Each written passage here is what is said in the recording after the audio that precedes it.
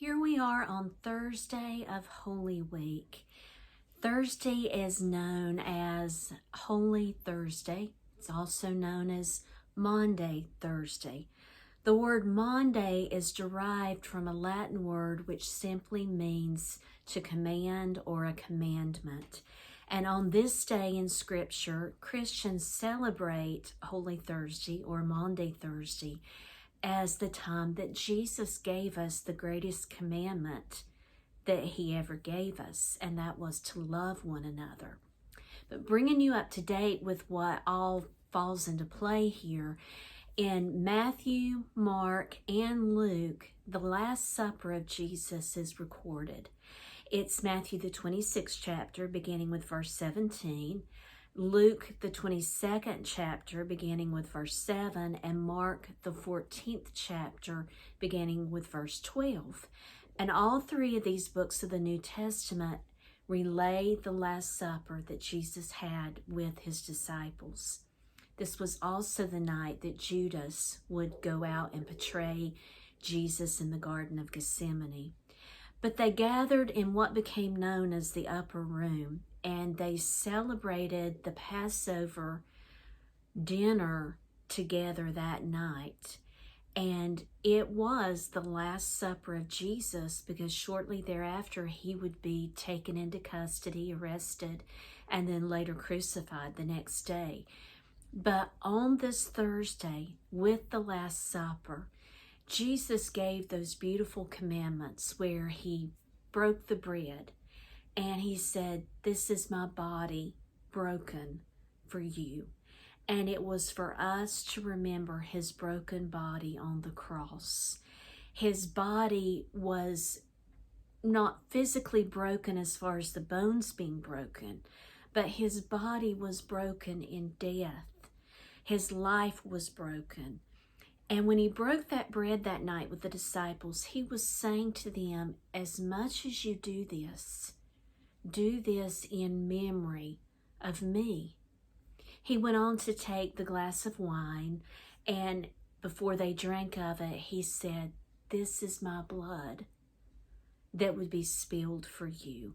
I'm paraphrasing a little bit here, but this is exactly what he was saying. He said, "This is my body," being the bread. "This is my blood," being the wine. And when you drink this wine, when you partake in a communion service or in a Holy Eucharist service, you are drinking symbolically the wine in remembrance of his blood, and you're eating that bread in remembrance of his broken body on the cross and what he did in that dying for us. And that's all so beautiful. And Pastor Terry and I have encouraged our church many, many times, especially through COVID, when it's very hard to do your communion services in the local church for protection purposes and sanitation and all that we want to call it. There's no reason that you as a Christian cannot partake of that Holy Communion in your own privacy, in your home. Get your grape juice, your wine, get your cracker or your matzah or whatever bread that you use, and sincerely and in reverence commemorate the Lord's death through your own private communion with the Lord. But what else happened on that Thursday was when Jesus washed his disciples' feet. And that's recorded in John chapter 13.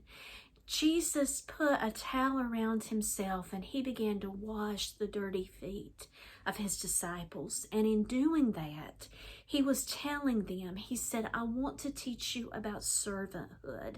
When you wash someone's feet, you are doing that as being a servant." And the thing that Jesus has called us to more than anything else as Christians is to serve one another. And in service to one another, we are to love. And this is where the commandment comes in. I'm reading from John chapter 13, verses 34 through 35. And this is Jesus' own words. "A new command I give you, love one another. As I have loved you, so you must love one another. By this, everyone will know that you are my disciples if you love one another. That was the great command for Maundy, Thursday of Holy Week. People will know that we are the disciples of Jesus by our love for one another. Go out into the world today and love on people. Jesus commands it. God bless you.